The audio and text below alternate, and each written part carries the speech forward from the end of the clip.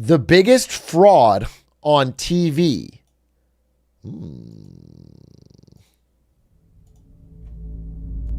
It's September 9th, 2001. British host Chris Tarrant welcomes 8 contestants to Who Wants... It's 2 days before 9/11.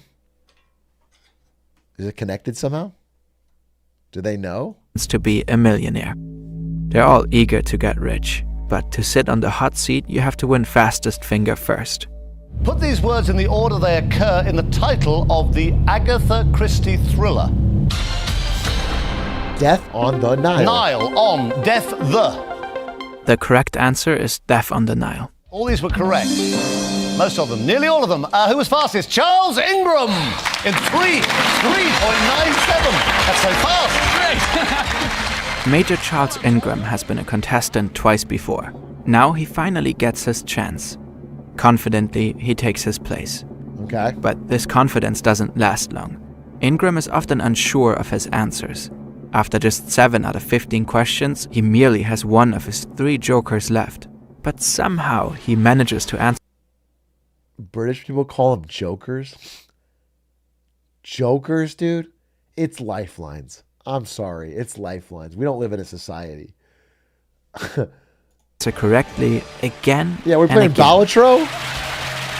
And then the time has come.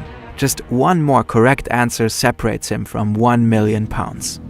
A number 1, followed by 100 zeros, is known by what name? A Google. Google. Megatron. Gigabit. This is the final question? Nano. This is the $1 million question on Megatron? This should be the intro question. This is 2001. There was lead in the water, sure, but... Mole. I don't think I've heard of a Google. But seconds later, even though he never heard of a Google, he completely changes his guess. I really do think it's a Google. The tension in the studio is almost unbearable. You just won $1 million! Okay. Only 2 people managed to achieve that before him. An incredible run against all odds. Maybe too incredible. In fact, Major Charles Ingram cheated. He is quite possibly the biggest fraud who has ever been on television. He and his accomplice... Okay. Well, that's not true. Come on, bro. That's a stretch. That's a stretch, bro. People...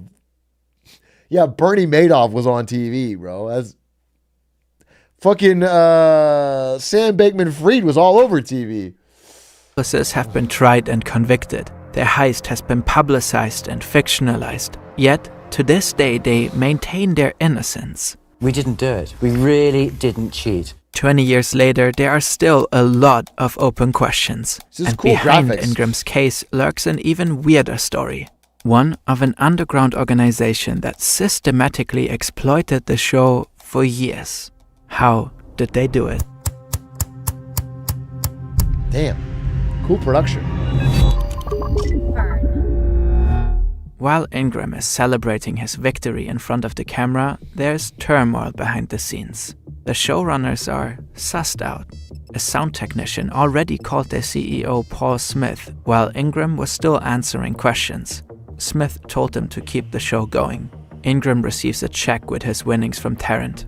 But the check is retained by Celador, the company behind the show, for 8 days for processing. In the meantime, Smith and the technicians look back at their material. Okay. Ingram often seemed to have no clue, really. How did this guy, after being left with one joker at £4,000, snatch $1 million? The probability of just guessing a 1 in 4 7 times in a row plus a 1 in 2 is 0.003%. Gamba! No way, right? He's the GOAT. They look at his He's the speech luckiest pattern dude. when thinking about his answers. Craig David, I just can't. I don't think I've never heard of Craig David, to be honest. There's something interesting happening here. No matter the question, Ingram goes through all 4 possible answers, often chronologically, repeatedly. Emmental is a cheese from which country? It could be France, I suppose. Wait. Then again, it could be Italy. Are they just coughing? Is that it? He just reads the thing out loud and then someone coughs?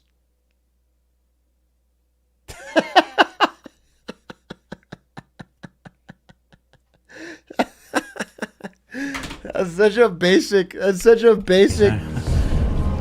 Or maybe it's the Netherlands. Right. Yes. That's sort of how the question works, Charles. No, I got That in itself might still be quite normal behavior. It seems fairly rational to go one by one if you're not sure. But then, Who was the second husband of Jacqueline Kennedy? Adnan Khashoggi, Ronald Reagan, Aristotle Onassis, Rupert Murdoch. Okay, I'm not certain. I would have thought that it would be Aristotle Onassis. Why? wait, someone coughed just now at the correct option. Aristotle Onassis. Aristotle Onassis was indeed married to Kennedy. Huh. And then it happens again. The reason I think it's cricket is And again. I think it was Holbein. The studio obviously has cameras and mics for the candidate and the show host, but it also has cameras and mics pointed at the audience for reaction shots. The technicians start looking at what's happening in the crowd while Ingram is reading out the options. Who is coughing? And always at the right time.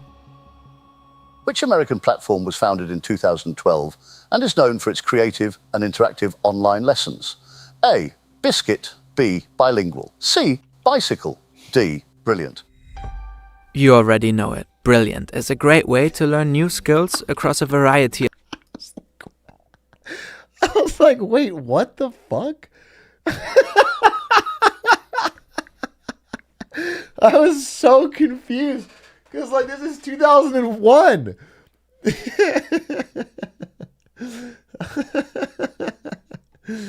Fuck you. You also get 20% off an annual premium subscription.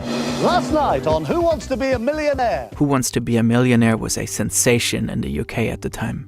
The huge show in was America, just too. 4 years old, and at its height, about 19 million people tuned in, a third of the entire population. That's crazy. People were obsessed with it.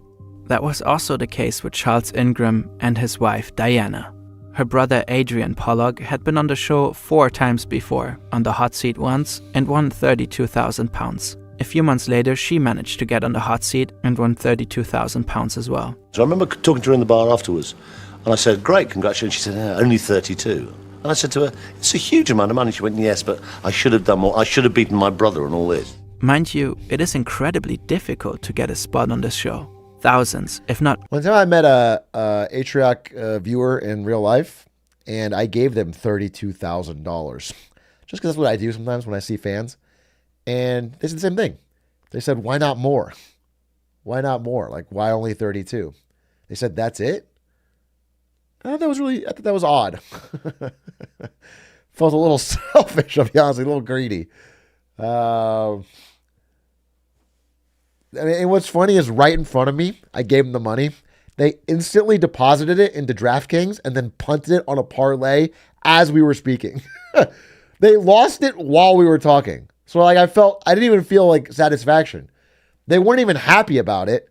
And then they bunted it immediately. So I felt like what I had done is just given away my money to DraftKings, which was not cool. Millions of people try. The selection process is brutal, but this family managed to get in over and over again. They knew the system inside out and how to play it.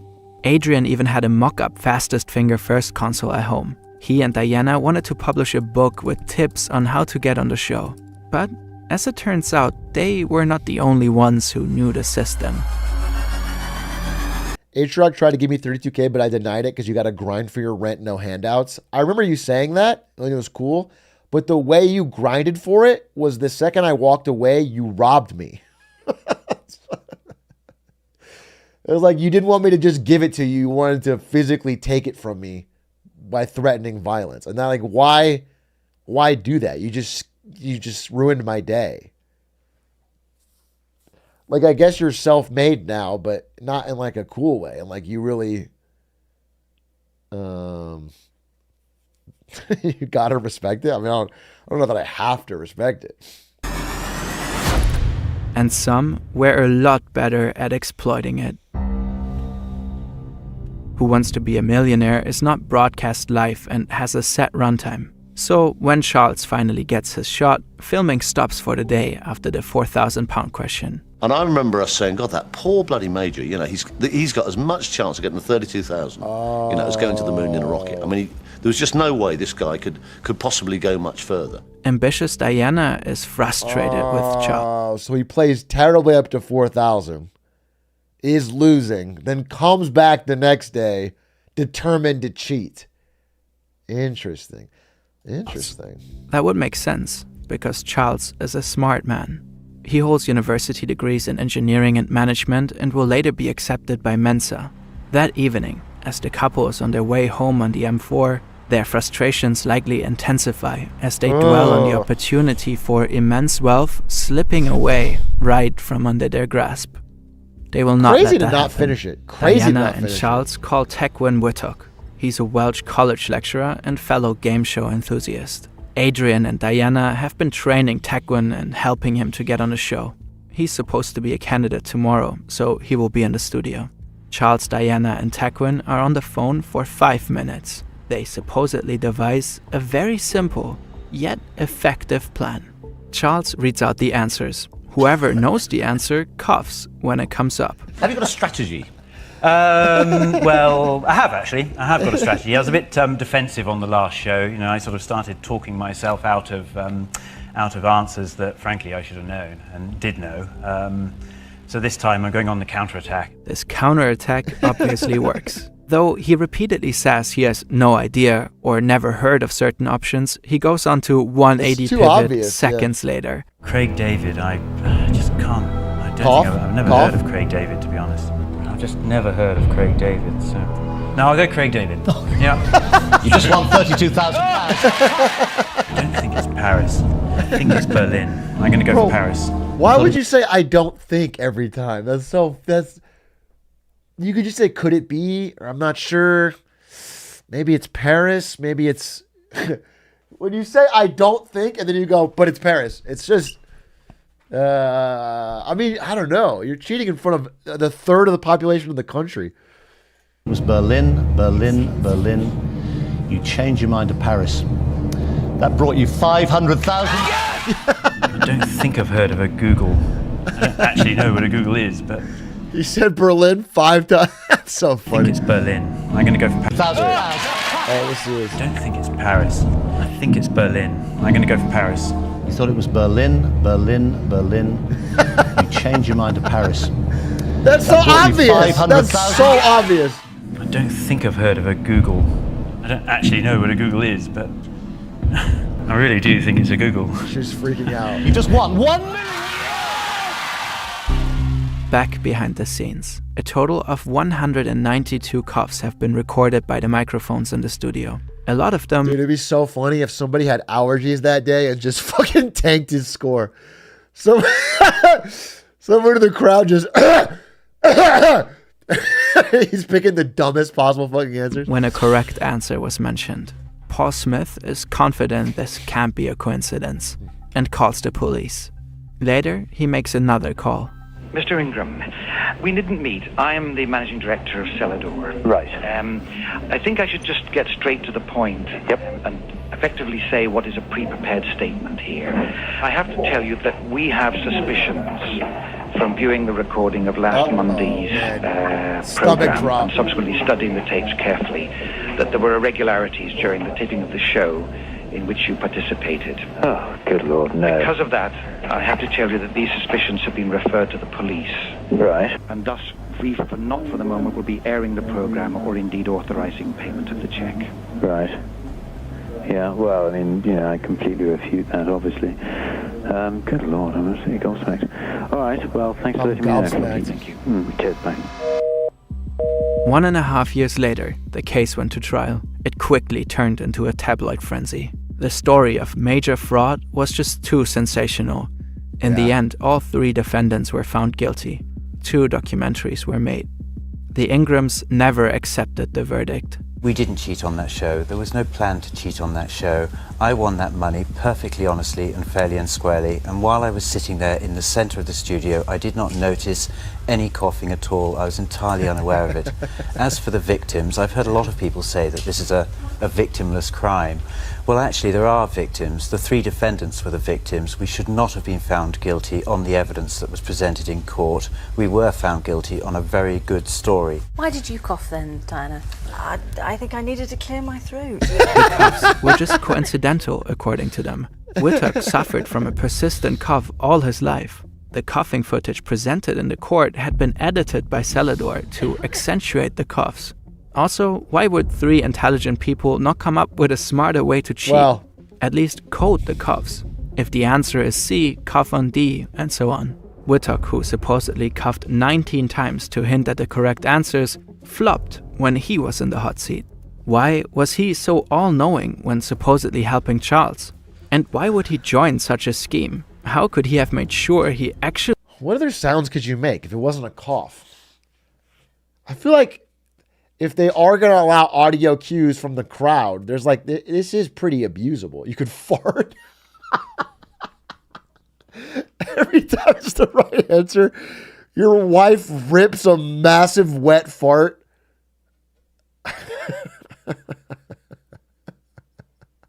Sorry, excuse me. Excuse me.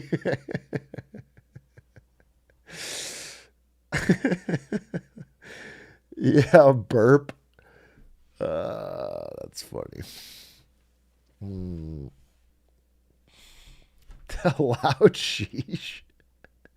Really got his share of the money. And perhaps most importantly, was coughing in the audience even audible on stage? People cough like mad. Everybody's coughing in the studio because they're sort of enclosed or whatever. I had no idea. There was so much noise in the studio that night. It was like a madhouse. People were screaming, they were cheering. The 2014 book Bad Show casts a lot of doubts on the trial. Similarly did the show Quiz. But, playing the devil's advocate, wouldn't Whittock's chronic illness also be a brilliant cover? If he was just a man who coughed constantly, who would suspect these coughs to be hints? Simple, yes, but also brilliantly hiding in plain sight.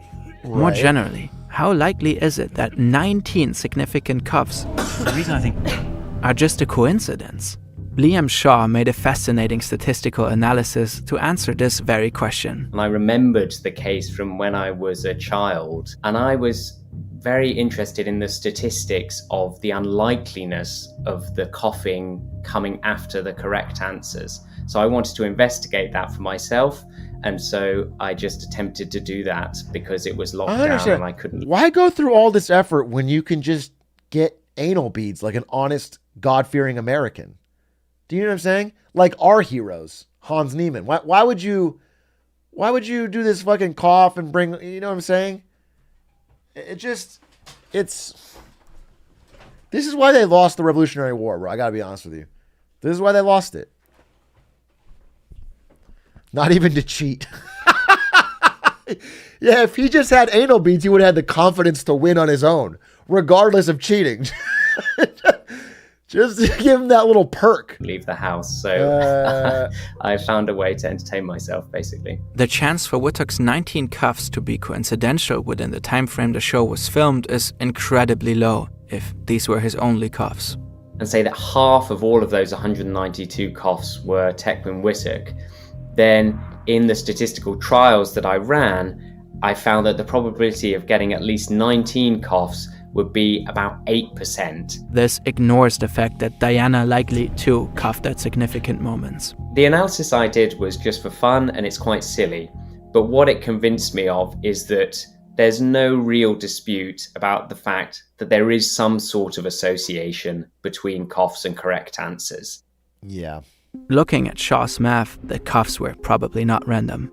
But this clearly was a case of trial by media. According to the New York Times, the actual trial should have been a lot more extensive and critical. They are not sure if there would have been enough evidence to prove guilt. And just as the Ingrams were in the spotlight, another group quietly gamed the show for years. Patty Spooner was the first person to appear on multiple versions of the show. Patty Spooner is your name. You just live your life as Patty Spooner.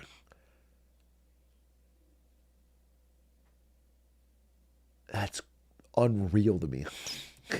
Show. He won $250,000 in Australia, £250,000 in the UK, and €1,000 in Ireland. He knew how to get on Who Wants to Be a Millionaire and made no secret of it. Well, in England, 7 million people phone in. I worked out the population's a lot smaller, and given that most people wait until they've watched the programme before phoning in, so I made my calls in one evening. 215 in one evening? Yeah, I'm a pretty boring bloke. His runs were ice cold, focused, with confident, decisive answers. The last convicts transported from Britain arrived in Fremantle in which year? 1868. A. 1848. B. 1858. He knew before they said it? C. 1868. Wow. D. 1878. I'll play and I'll lock in C, 1868. You had to go before he even came up, didn't you? All right, let's lock it in. That is Giga Chad. His beads are... Paddy, He's got you won good beads. $250,000. He's got good beads, you can tell. He dropped out of college and lived off of pub quizzes before going professional. After he's a bombing true on the trivia guy. Irish version, Spooner met Keith Burgess. Burgess had helped people to get on the show for a fee. They teamed up to take that business to the next level. Burgess and Spooner built an underground syndicate called the Consortium. They provided a service to reliably... It's just a fucking... It's like an EVE Online guild. ...get people on the show and to maximize their winnings. Step 1. Get the call. They would spend thousands of pounds and a lot of hours dialing the show's premium rate registration lines. Once through, they played recordings of their clients, leaving messages with their name and number.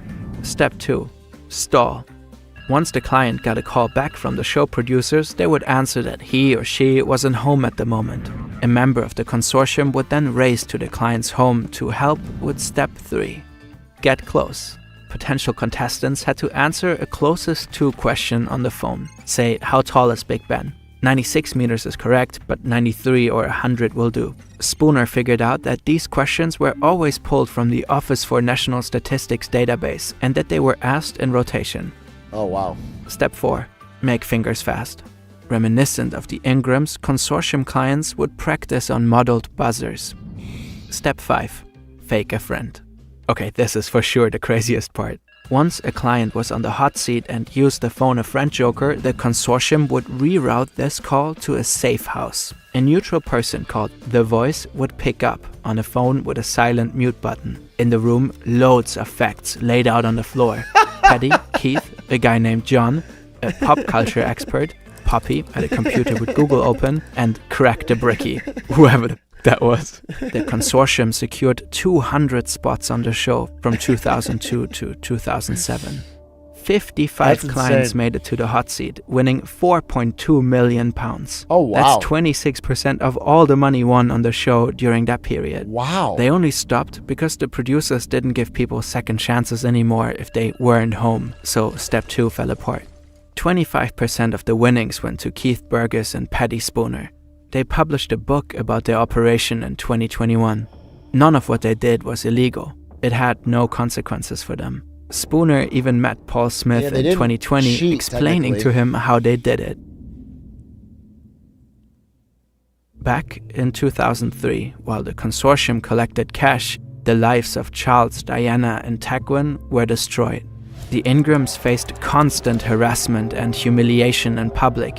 Their cat was shot dead with an air gun. They had bags of vomit thrown at their home, windows broken. Their 3 daughters have been bullied at school. Charles resigned from the army. The family went bankrupt. Whittock resigned from his lecturer's job. And perhaps most Dude, absurd... why are people so... people are so fucked up. God, I hate mob justice. I fucking hate it. I think it's so wild. They fucking lost the case. They got fined. They lost their money. People gotta fucking go and throw vomit in their thing and harass their fucking children. That's so fucking weird, bro. That's the end of the video? Third of all, he had to Killed the cat? trademark his name to stop a company from naming cough medicine after him. That's sad. What a sad ending. Jeez. Jesus. Jesus. Bro, he should have leaned into it. He should have leaned into it. He should have partnered with the cough medicine and then had a third of the country watch it and then take a licensing fee. Gotten royalties, got rich off it.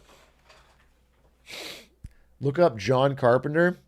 Bro, you mean I look? I'm a millennial, bro. You think I didn't watch John Carpenter live with my family sitting around the fucking CRT?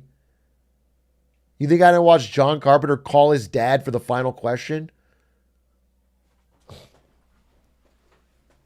Oh, who is he? Oh, who is he? Yeah, fuck off, Mr. Jingles. I watched that shit live. And then we watched fucking CSI right after. Who are you? Who? I really want to know. John Carpenter's the first winner of American Who Wants to Be a Millionaire. This is taxman John Carpenter looking terribly pleased with himself. Which of these U.S. presidents appeared on the television series Laugh-In? Lyndon Johnson, Richard Nixon, Jimmy Carter, Gerald Ford. I'd like to call my parents right now. Sure. Use my lifeline, call my parents. What are their names? My father. I'll talk to my father. Hi, Dad. Hi. I don't really need your help. I just wanted to let you know that I'm going to win the $1 million.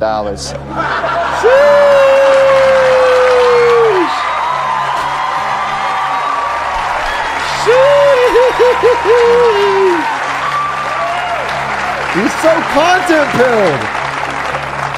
What a giga Chad. Because the U.S. president appeared on Laugh-In as Richard Nixon. That's my final answer. What a my legend. Gosh. What could I say? It would have been so fucking funny if that was wrong. That would have been an all-time great moment in TV history if that was just dead wrong. Say, except Debbie, you're going to Paris, and this is the final answer heard all around the world. He's won $1 million.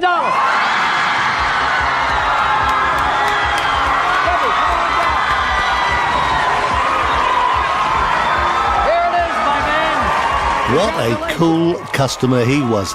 I'm sorry, wait, did you guys hear that? Play it back. Play it back. Play it back. Play it back. Play it back. Wait. Play it back. Play it back.